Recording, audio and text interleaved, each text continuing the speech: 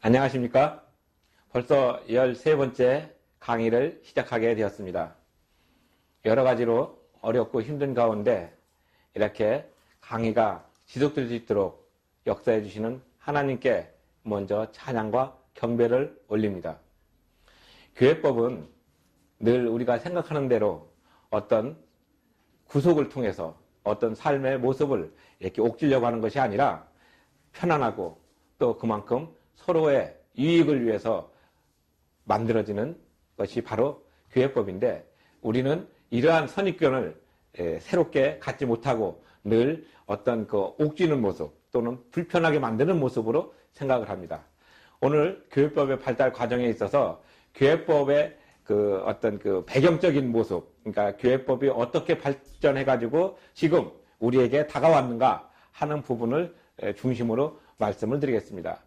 그러면 교회법은 원래 우리나라에서 자생적으로 만들어진 것이 아니라 서양에서, 특히 영국과 프랑스, 독일과 또 미국에서 만들어지고 정리됐던 것이 우리나라에 수입되어 온 관계로 부득이하게 우리의 자존심을 세우는 것이 아니라 교회법의 자존심으로 있는 그 나라의 배경과 역사를 먼저 봐야 합니다. 그래서 이 책 교재에 보면은 이제 89쪽에 보면은 바로 그런 부분에 대해서 일단은 나와 있습니다. 어떻게 나와 있냐면, 외국의, 예를 들어서 먼저 영국의 그 교회법의 어떤 그 발전 과정, 그것을 먼저 말씀을 드리고, 그 다음에 이제 프랑스, 그 다음에 독일, 그리고 이제 미국을 살펴보면서 교회법이 이제 우리는 쉽게 성문법적으로 몇 조 몇 항 이렇게 읽지만은 그런 과정이 어떤 숨은 그 모습을 우리가 어느 정도는 알고 교회법을 봐야 교회법에 대한 전반적인 흐름, 이해를 할 수가 있습니다.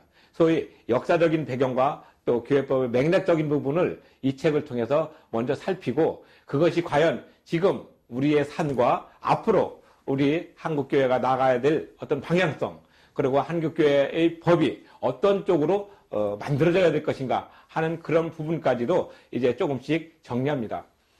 지난 제2강부터 제6강까지 우리가 프레임, 또 패러다임, 그 다음에 또 이제 포커스, 그 다음에 관점, 그러면 통찰, 가치관, 이런 모든 것들에 대해서 한번 정리를 해봤는데, 그것이 이제 본격적으로 교회법을, 또 교회법의 발달 과정을 보면서 그 당시 어떤 사람들의 사고가 있었는가, 그리고 그 당시 어떤 그 정치적인 배경, 또 경제적인 배경, 사회 문화적인 배경, 그리고 제도적인 배경이 어떻게 우리에게 흡수되어서 왔는가 하는 그런 부분을 살펴보겠습니다. 보통 교회법을 이렇게 얘기할 때는 이제 로마 카톨릭에서 발전됐던 그 법을 보는 것이 아니라, 이제 이 책에서 나오는 이제 종교개혁 중심으로, 그러니까 종교개혁이 1517년에 일어났다면 1517년을 중심으로 해가지고 한 100년 전에서부터 그 배경이 나타나기 시작했습니다. 근데 우리는 이제 종교개혁은 1517년에 어느 날 갑자기 뚝 떨어진 그런 걸로 생각을 하고, 그때부터 새로운 역사를 시작하는 경향이 많이 있는데, 우리는 그런 부분보다는 그 한 100년 전에, 예를 들어서 후스라든지 위클리프라든지 또는 틴들이라는 분들이 어떻게 종교개혁에 대한 그 사상적인 흐름을 만들어 놓았는가, 그리고 또 에라스무스가 인문학의 재발견에 대한 어떤 새로운 틀을 만들었던 그 당시의 배경, 그러니까 종교개혁이 일어나면서 종교법이 이제 태동이 되면서 나타났던 그 당시 사람들의 어떤 흐름, 그리고 선각자라고 불리는 그 사람들의 어떤 사고, 그 사람들의 저서, 그다음에 그 사람들이 노력하면서 나갔던 방향성이 무엇인가, 이것을 먼저 이해하는 것이 중요합니다. 이 책 보면은 교회법의 발전 과정에서 이제 뭘 나냐면, 기독교가 초기 313년, 325년 로마 제국의 국교가 되면서, 공인된 어떤 국교가 되면서 종교로서 이제 기능을 하다가 1000년 동안, 그러니까 1400년 정도까지 1000년 동안을 우리는 보통 역사에서는 암흑시대라고 말합니다. 물론 이제 암흑시대라고 얘기하는 사람들은 여러 사람들의 그 학자들의 견해가 갈리지만, 보통적으로 얘기하는 건 인간의 이성에 대해서 생각하지 않고 이제 무조건 지도부에 따라서 밑에 사람들이 따라가는 그런 몰빵되는, 그러니까 생각도 자기 생각을 갖지 않고 영주의 생각, 그 당시 지도자의 생각이 곧 자기들의 생각으로 따라갔던 그런 시대라서 자기 자아에 대한 얘기가 없었습니다. 그러다가 이제 1400년도에 이제 로마 카톨릭이 너무나 이렇게 독재적인 모습으로, 그 다음에 또 전제주의적인 모습으로, 그 다음에 또 교황권이라고 해서 사람들의 삶을, 개인의 삶을 많이 이렇게 힘들게 했어요. 그래서 이제 전제주의적인 어떤 그 왕권도 있었고 여러 가지 상황이 있었는데 이런 것들을 우리 이제 어떤 패러다임으로, 그러면 어떤 프레임으로 볼 것인가 하는 것이 중요한 것입니다. 그래서 무엇이든지 시작할 때는 그 역사적인 맥락을 보고 그 당시 사람들은 어떤 생각을 했었는가, 그 다음에 그 당시 사람들은 어떤 모습으로 이러한 것을 바라보고 있었던 것을 먼저 고민해야 됩니다. 그래서 우리는 이제 이런 것들이 우리하고 좀 멀리 있기 때문에 생각을 별로 안 합니다. 그거 서양의 역사를 우리가 꼭 배울 필요가 있어? 지금도 세계사 배운다고 하면은, 세계사하고 무슨 관계가 있느냐. 당장 내가 이제 먹고 사는 의식주의 문제가 중요하다. 이렇게 해서 하는 경향도 없지 않아 있습니다. 중요한 것은 그러한 그 생각의 틀, 그러니까 우리가 얘기하는 대로 헌법 제19조에 있는 사상의 자유, 또 양심의 자유, 그 다음에 헌법 제20조에 있는 종교의 자유. 여기에 이렇게, 우리는 쉽게 두 조문을 얘기하지만 이 두 조문이 글자로 우리 앞에 나타날 때까지는 이런 분들의 많은 노고와 수고가 있었다는 사실을 기억해야 한다는 의미입니다. 이 책에서 보면은 인간의 이성이 제대로 발현되지 못했던 그 시대를 암흑시대라고 얘기하는데 거의 1000년 가까이 됐습니다.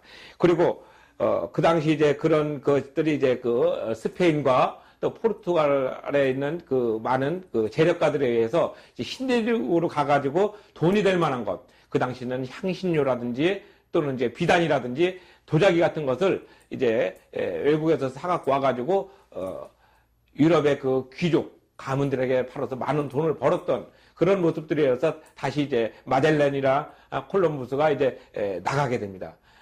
그래서 아메리카가 제일 처음에 이제 발견된 것이 이제 1492년인데 그 당시는 이제 그걸 아메리카노라고 이렇게 불렀습니다. 거기를 갖다가 그 당시 그 마젤란이나 콜럼버스는 인도에서 나오는 향신료의 나라라고 해서 지금도 플로리다 반도 밑에 있는 바하마 제도 또 쿠바 이런 쪽을 갖다 서인도 제도라고 해서 섬의 일부를 얘기하지 않습니까? 인도는 이쪽 인도양에 있지 않습니까? 중국 옆으로. 근데 그 인도인 줄 알고서 얘기해가지고 이제 거기는 서인도 제도로 지금 불리고 있죠. 마찬가지입니다. 인도는 여기 있는데 이름은 왜 저쪽에서 같이 있을까? 그런 거랑 똑같습니다.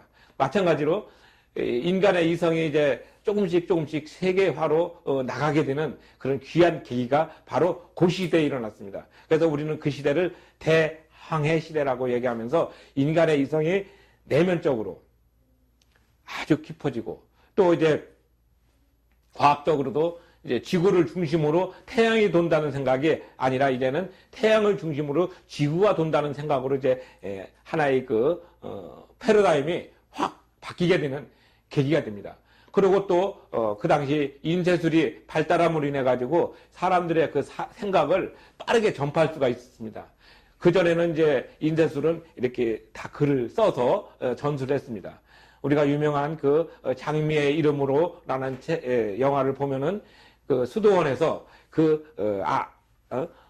책을 복사해가지고 전수를 하는 그런 과정이 있었는데 이제는 대량으로 한 번에 100부, 200부 또는 2000부, 3000부씩 이렇게 찍어내는 그런 시대가 되다 보니까 모든 사람들이 이제 내면적으로 지식이 이제 늘어나고 문맹률이 현저하게 저하됐죠. 그리고 이제 거기에 따라서 이제 그 성경도 특수한 계층만 읽던 것이 아니라 일반 사람들의 읽음으로 인해서 사람들의 이성이 이제 개화가 되는, 그래서 르네상스란 뜻이 이제 여러 가지 의미지만 일단은 다시 재생되는 그런 의미로 쓰이는 것과 같습니다. 우리의 그 마음이 이제 어떤 그 영주 또는 군주, 왕에 의해서 지배됐던 그런 마음들이 이제 개인적으로 이제 주체성을 가지고 있다. 그리고 이런 주체성이란 권리는 하늘에서 준 거다. 그래서 전부 인권 사상이 싹트게 됩니다.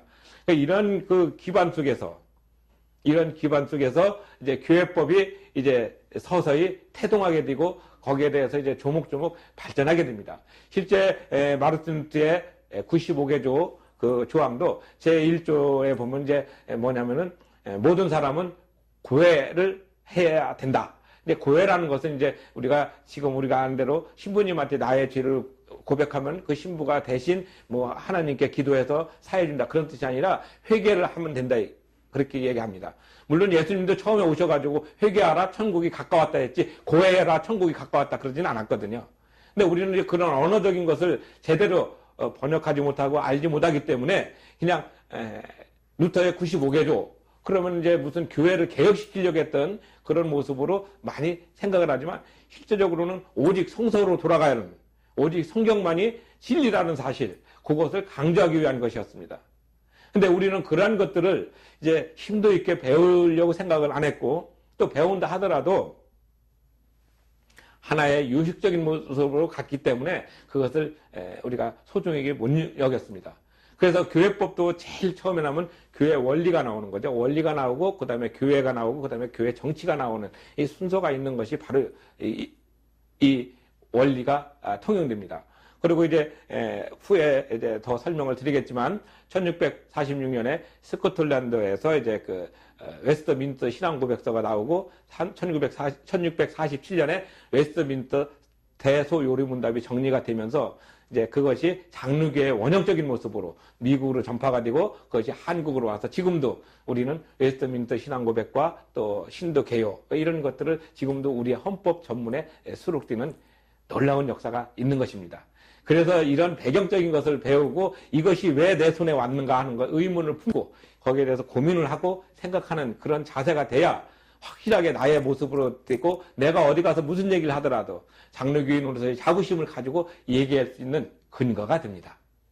늘 우리는 이러한 것들을 많이 간과하는 경향이 있지만 이 법을 배운다는 것은 어떻게 보면은 역사를 배우는 것이고 역사라는 것은 그 당시 나왔던 어떤 정치적인 체제, 경제적인 문제, 제도적인 것과 다 어우러져 가지고 있는 하나의 집합체가 됐다는 사실을 꼭 기억하시기 바랍니다. 물론 이 책에서도 보면 이제 그런 인쇄술의 발달, 그 다음에 대항해 시대로 해서 마젤란을 통한 어떤 신대륙의 발견, 그리고 또 전에는 이제 수에즈 은혜가 없었기 때문에 밑으로 이제 희망봉이라서 남아프리카 케이프타운 옆에 희망봉이 있거든요. 거기를 바스코 다가마가 그 항로를 다시 이제 개척하고 하는 놀라운 이런 역사. 이런 것이 어떻게 보면 인간의 이성이 이제 내면으로 깊어지면서 또 외형적으로 넓어지는 그런 양면적인 부분을 우리가 생각할 수 있습니다.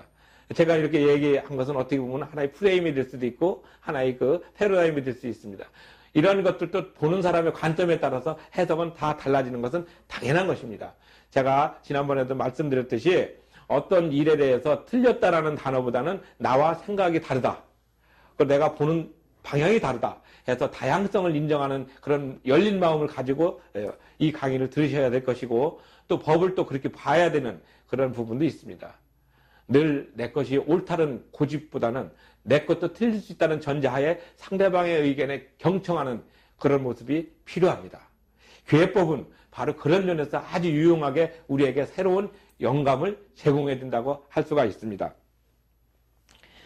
그래서 이제 교회법의 가장 틀이 되는 우리 웨스트민스터 신앙고백이나 또는 대소요리문답 이런 모든 것들이 이제 만들어지는 배경에서 제일 중요한 것이 영국입니다. 그래서 오늘은 영국에 대해서 조금 심도 있게 말씀을 올리겠습니다.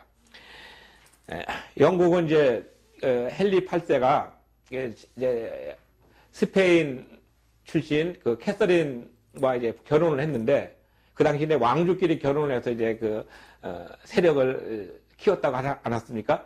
했는데 이제 이 캐서린이 이제 마음에 안 들었어요. 그래서 엠블린이라는 여인을 이제 결혼을 하려고 했더니 그 당시 로마에서는 죽지 않은 이상 이혼은 할 수가 없다. 그러니까 이제 그걸 이제 관철시키려고 헨리 8세가 많은 노력을 했어요. 헨리 8세는 이제 6명의 부인이 있었는데 그래서 이제 엠블린이랑 이제 결혼을 하기 위해서 이제 카톨릭에 몇 번 청원을 했지만 카톨릭에서 그것을 허가를 안 내렸습니다. 그래서 이제 그러면은 공식적으로 로마 교황은 로마 교황대로 가고 나는 우리나라 영국의 왕으로서 새로운 법을 만들었습니다. 그게 수장령입니다. 그러니까 왕의 주권은 영국의 왕의 주권은 영국의 모든 것에 미치는 것이고 카톨릭의 그 교황의 주권은 카톨릭 그쪽에 미쳐라. 그래서 이제 공식적으로 단계가 끊어졌습니다. 그래가지고 이제 엠블린과 결혼을 하고 그 당시 이제 그 캔터베리 대주교가 이제 크랜머가 있었는데 그분이 이제 이것을 용인을 해줬어요. 주교였지만 그래가지고 이제 영국에서는 이제 그 국교도가 생기게 됩니다. 우리가 이제 세 가지 용어가 있습니다. 국교도가 있고 성공회가 있고 청교도가 있는데 이것이 이제 영국의 그 종교법의 역사, 종교 발달의 역사 또는 교회 발달의 역사와 직결되기 때문에 이 개념적인 것을 말씀드리려고 합니다. 그리고 제가 이제 강의 중에 어떤 그 인물이 나오면은 그 인물은 위키토피아나 또는 그 지식백과사전에 보면은 그분들의 생애에 대해서는 자세히 나와 있으니까 꼭 그분들이 어떤 사람이다. 제가 여기에서 자세히 설명을 못 드리더라도 꼭 보셔가지고 내면적인 지식을 좀 더 풍부하게 하시면 정말 고맙겠습니다. 그래서 이제 크랜머라는 그 캔터베리 대주교가 헨리 8세와 엠블린의 결혼을 용인을 했어요. 그래가지고 이제 거기는 이제 국교도가 만들어졌습니다. 그런데 이제 영국도 이제 왕이 바뀌면서 어떤 때는 카톨릭의 친화적인 정책을 폈고 어떤 때는 이제 그 개신교 쪽으로 친화적인 정책을 피다 보니까 혼돈이 됐어요. 그래서 이제 엘리자베스 여왕이 그 두 개, 카톨릭의 어떤 그 모습과 또 비국교도인 그 국교도의 모습과 비슷하게 돼 절충을 한 것이 이제 성공회입니다. 그러니까 성공회에서는 이제 카톨릭에 나왔던 전통과 율례 이런 그 격식을 그대로 따르고 정신만 조금 바꿨던 그런 조목을 가지고 있습니다. 그러다 보니까 아니 바뀌려면 확실하게 바뀌어야지 중간에 그런 식으로 바뀌면 되겠느냐. 그래가지고 이제 거기에 이제 반발한 것이 청교도입니다.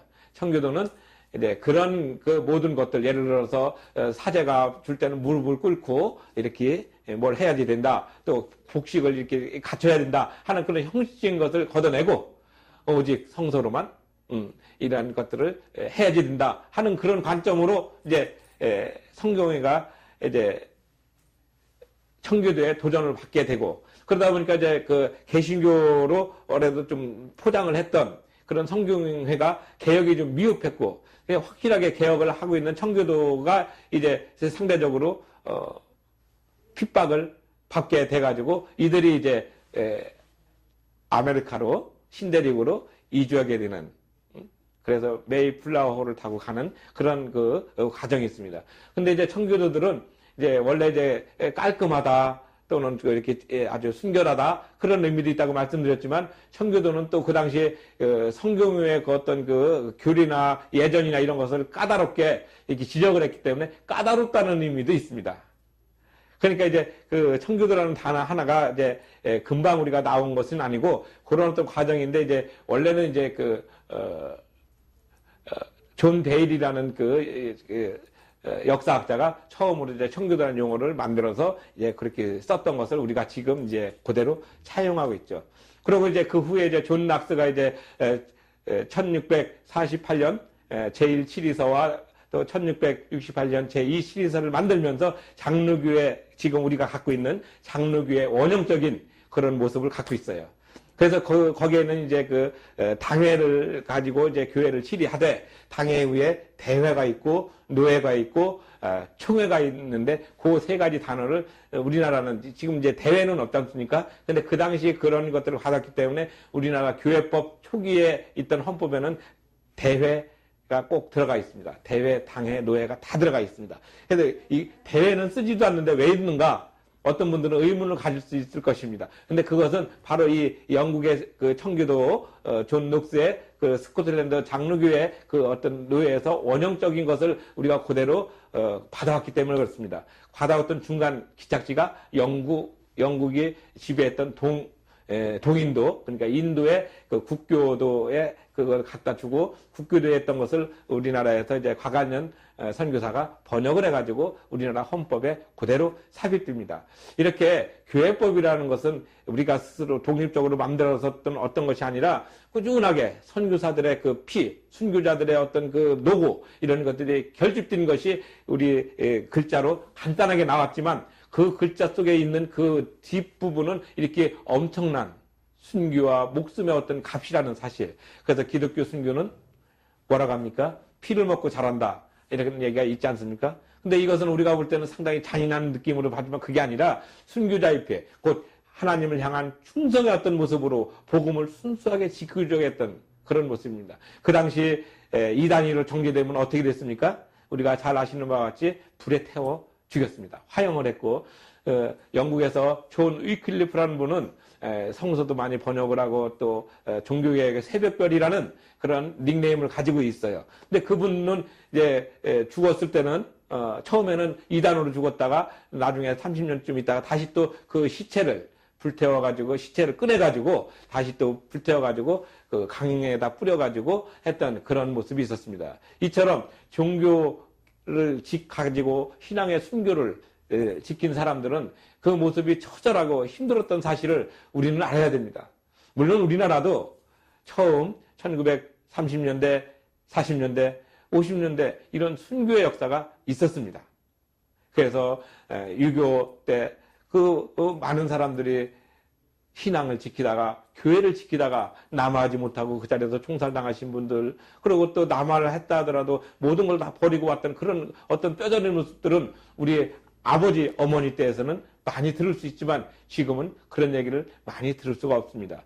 종교법 또는 교회법이 이렇게 놀랍게 발전되는 데는 바로 이런 분들의 땀이 있었다는 사실, 이런 분들의 피가 있었다는 사실, 곧 이들의 생명이 있었다는 사실을 우리는 깊이 기억하고 그분들이 전해준 이런 신앙의 깊은 유산을 우리는 허틀게 받아서는 안 되고 무거운 마음으로, 그리고 정말 엄숙하고 거룩한 마음으로 받아서 이것을 우리 후대에 증거될 때는 우리 한국교회가, 그리고 이 땅에, 그리고 우리 한국교회는 또 특별하게 북한이라는 그 아직 미수복 지역이 있지 않습니까? 그쪽에 우리 억압받는 우리 동포들에게 복음을 증거해야 될 정말 중차대한 사명을 띠고 지금 있는 것이 아니겠습니까? 그렇다면 교회법이 만능은 아니지만 이 교회법을 통해서 우리는 어떠한 모습으로 가치관을 바르게 가지고서 하나님을 향해 정진하면서 이 땅에 푸른 그리스도의 계절이 올 수 있도록 우리가 밑거름이 되어야 될 것인지 다시 한번 고민해 봐야 되는 그런 시기에 와 있다고 생각합니다. 늘 우리는 이러한 종교법, 교회법, 이것이 얼마나 우리에게 소중하게 와 있는지 다시 한번 깊이 생각하는 그런 모습이 되기를 바랍니다. 물론 이 책에서도 거기 나와 있습니다.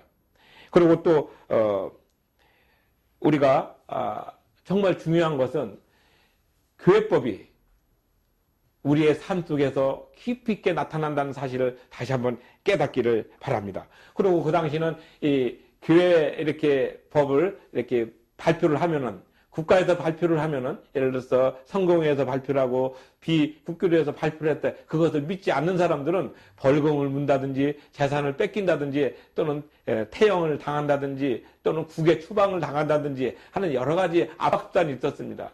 그래서 종교의 자유 또는 교회의 자유, 신앙의 자유, 이런 모든 것들이 그 당시에는 자유롭지 못했습니다.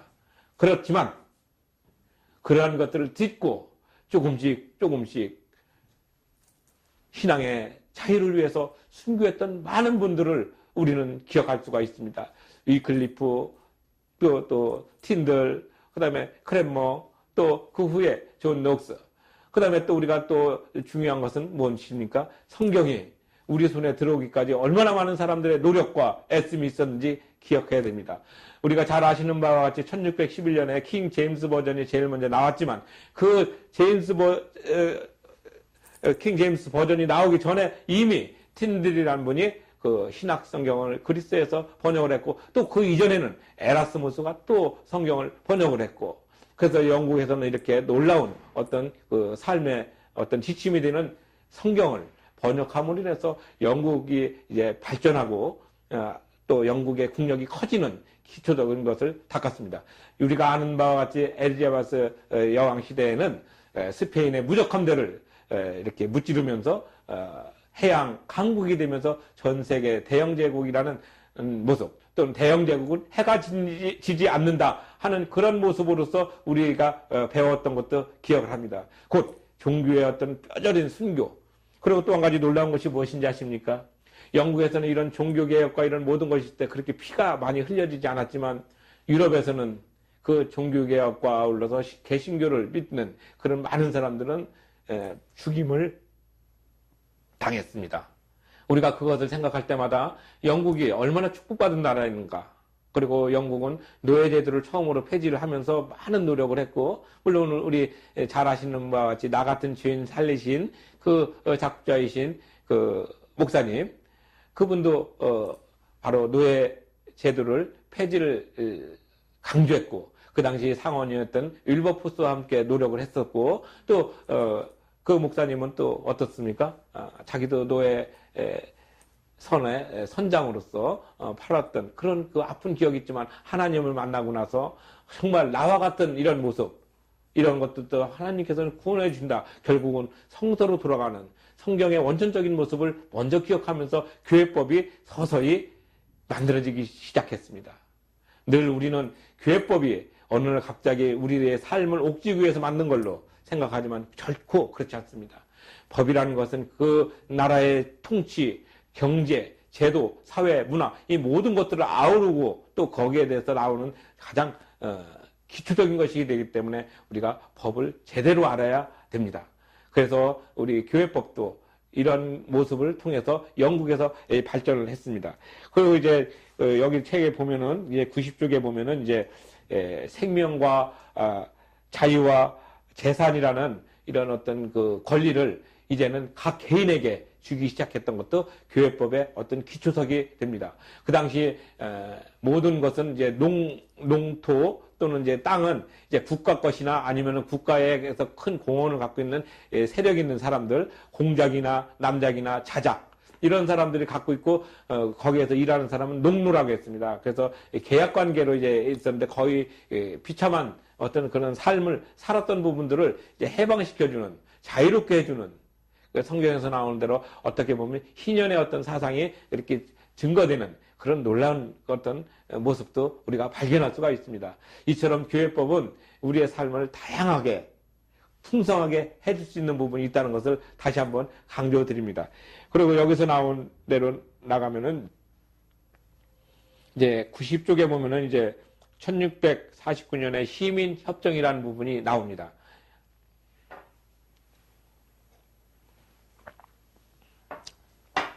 그리고 1689년에 권리장전이 나옵니다. 이것은 영국의 역사에서 특히 영국 1500년부터 1800년도까지의 역사에서 개인의 삶이 얼마만큼 신장이 되고 또 그것이 종교적으로 상당히 묻어있는 그런 모습이라는 것을 기억할 수가 있습니다. 그래서 우리가 어떤 주권이다 하면은 보통 이제 people 주권 또는 nation 주권 이렇게 표현하기도 합니다. 그래서 이제 우리가 볼 때는 별로 큰 차이는 없지만은 이제 시민주권이라는 것은 이제 우리의 삶이 개인에게 중심적으로 나타나는 그런 부분이 있고, 그 다음에 네이션은 이제 일반적인 주권으로서 우리가 표현하지만은 이런 것들도 우리가 조금씩은 이제 감도 있게 구분할 수 있는 그런 식견을 가지셔야 될 것입니다. 또 그런 것들을 여기서 설명을 많이 하는 것보다는 이제 여러분들이 그런 부분을 읽고 그다음에 교회법이라는 그 어떤 흐름 속에서 어떻게 영국이 변화되고 있었는가, 그 어떤 우리가 아는 바와 같이 분명한 선각자가 있었고 그 선각자의 눈물과 기도가 있었다는 사실을 우리가 다시 한번 기억해야 됩니다. 존 녹스의 유명한 기도가 있지 않습니까? 주님, 나에게 이 스코틀랜드를 주십시오. 그렇지 않으면 죽음을 주십시오. 이런 처절한 기도가 있었기 때문에 영국이 이제 전인격적으로 변화가 되고 또 삶이 가장 이렇게 편안하게 하는 방향으로 영국이 발달하게 됩니다. 우리가 이런 그 발달된 모습을 본받는 이유는 우리도 그러한 것들을 통해서 우리가 배워야 될 부분은 배우고 또 우리의 배우지 못한 부분들은 개선해서 나갈 수 있고 그래서 앞으로 미래를 어떤 방향으로 설계할 것인가 이런 것이 중요한 시기에 와 있습니다. 특히 종교개혁 500주년을 지나고 나서 새로운 500년을 맞는 우리의 각오는 이전의 어떤 모습보다는 새로운 모습으로 나타나야 된다고 저는 얘기하고 싶습니다. 이제 교회법을 통해서 교회법의 발달이 이제 영국에서는 이렇게 발달됐지만 그럼 다른 나라는 어떤가? 그것은 이제 다음 시간에 그 부분은 이제 세 나라를 한꺼번에 말씀을 드리는데 영국을 제가 왜 중점적으로 말씀을 드리냐면은 영국의 그 어떤 발전된 모습이 바로 미국으로 가고 미국에서 발전된 어떤 그 종교의 모습, 신앙의 모습, 교회의 모습이 바로 한국으로 유입되기 때문에 그렇습니다. 그리고 영국이 이제 지도상으로 보면 섬으로 이렇게 있지 않습니까? 그러니까 유럽에서 이렇게 딱 들어가면 영국을 거쳐가지고 아메리카 신대륙으로 가고 또 그쪽에서 오는 것은 또 영국을 거쳐가지고 이렇게 들어가는 어떤 그 관문적인 역할을 하기 때문에 영국이 중요합니다. 그리고 영국이 또 그만큼 우리가 아는 바와 같이 1등 국민으로서 어떤 자부심을 가질 수 있다는 것은 영국의 어떤 모든 의회 또 정치제도 이런 것들이 아주 모범적입니다. 예를 들어서 1215년에 있었던 마그나 카르타를 비롯해가지고 1648년 영국 그 권리장전이나 또는 시민의 어떤 그 삶을 획기적으로 할 때 거기서 나왔던 것이 뭡니까? 과세 없이 세금을 물릴 때는 꼭 의회의 동의를 얻어야 된다 하는 이런 것들. 그 다음에 또 어떤 것이 있을 때는 무죄 추정의 원칙에 의해서 잘못된 것이 확정되기 전까지는 그 사람에 대한 재산이나 또는 그 사람에 대한 어떤 생명권이나 이런 것들을 침해해서는 안 된다는 그런 것도 이제 명시가 됩니다. 참 그 당시로서는 획기적인 것이었습니다. 왜냐하면은 그 당시에는 왕이나 영주는 개인의 어떤 삶은 자기의 어떤 노비로 이렇게 노예로 생각했기 때문에 인권 신장에 대해서는 전혀 생각 안 했지만 그 당시 영국에서는 그런 모든 것들을 하나하나 개인의 삶을 소중하게 생각했던 그런 것이 법안으로 만들어졌다는 것이 아주 놀라운 일입니다. 그것이 토대가 돼서 우리나라 헌법도 지난번에 말씀드려봤지 기본권과 통치권으로 있고 또 기본권은 까다롭다고 하지 않았습니까? 개정하거나 또는 고치거나 할 때는 엄청난 고민과 노력이 필요합니다. 그러나 통치권에 있어서 어떤 기술적인 부분은 간단하게 조금 손질을 볼 수 있지만 그에 비해서 상대적으로 인간의 어떤 삶, 인간의 어떤 생명에 어떤 우애를 가한다든지 또는 제약을 가하는 그런 부분에 대해서는 엄청 신중하게 이렇게 되는 것이 일반적인 추세입니다. 그리고 교회법도 마찬가지로 하나님의 법에 대해서는 우리가 어떤 거라도 함부로 건드릴 수 없도록 거의 이렇게 만들어 놓고 우리가 그 일을 하기 위한 어떤 부분적인 부분은 우리 스스로 조금씩 고칠 수는 있습니다. 늘 우리는 이 교회법은 항상 두 가지, 하나님에 대한 것과 인간의 어떤 신체에 대한 기본적인 것과 그 다음에 그것을 이루기 위한 여러 사람들의 단체적인 부분이 있다는 사실을 기억하시면 쉬울 것입니다. 그리고 이런 것들이 내가 보는 관점이 틀리다고 해서 내가 보는 관점이 다르다고 해서 상대방의 어떤 관점을 무시하거나 또는 축소시키거나 간과해서는 안 되고 그들의 의견도 함께 같이 놓고서 볼 수 있는 마음의 자세, 그게 열린 마음입니다. 교회법을 공부할 때는 분명히 한 가지 아셔야 될 것은 열려있는 자세로 봐야 된다는 것입니다. 법을 내 의사, 내 어떤 지식, 내 어떤 모습으로 판단하는 것이 아니라 교회법은 교회법 자체로서의 근본 정신이 어떤 것이었는 것을 생각하고 거기에 맞도록 거기에 준해서 해석하고 준비하는 것이 가장 필요합니다. 이것으로 영국의 그 어떤 발전된 모습을 몇 사람의 어떤 그 청교도 인물 또 더 이렇게 얘기하고 싶다면 이제 존 오웬이나 리처드 백스터 같은 분도 여러분들께서는 다시 한번 그분들의 삶과 사상을 이렇게 인터넷이나 또는 위키토피아를 통해서 좀 더 깊게 아시고 그분들이 썼던 책들을 읽으시면은 그 당시 청교도 그다음에 성공회 그다음에 로마 카톨릭과의 관계를 통해서 영국 사회가 어떻게 변모하고 있었다 하는 것을 알고 그걸로 인해서 퓨리탄 청교도들의 삶이 어떻게 지금까지 우리의 삶을 이렇게 많은 그 영향을 끼치고 있는지 좀 알게 될 것으로 생각합니다. 좀 미흡했지만 그래도 이렇게 전체적인 흐름을 이제 1500년대, 1600년대를 통해서 영국 교회의 발전, 그 다음에 그 교회법이 어떻게 정리가 돼가지고 우리 한국교회 왔는지 그것까지 띄엄띄엄 말씀을 드렸습니다. 다소 미흡한 점이 있지만 오늘 이걸 하고 이 부분은 나중에 다시 또 한국교회 헌법 발전사에 다시 나오게 됩니다. 그때 좀 더 자세하고 지금 못 나눴던 얘기를 그때 다시 한번 말씀을 드리겠습니다. 고맙습니다.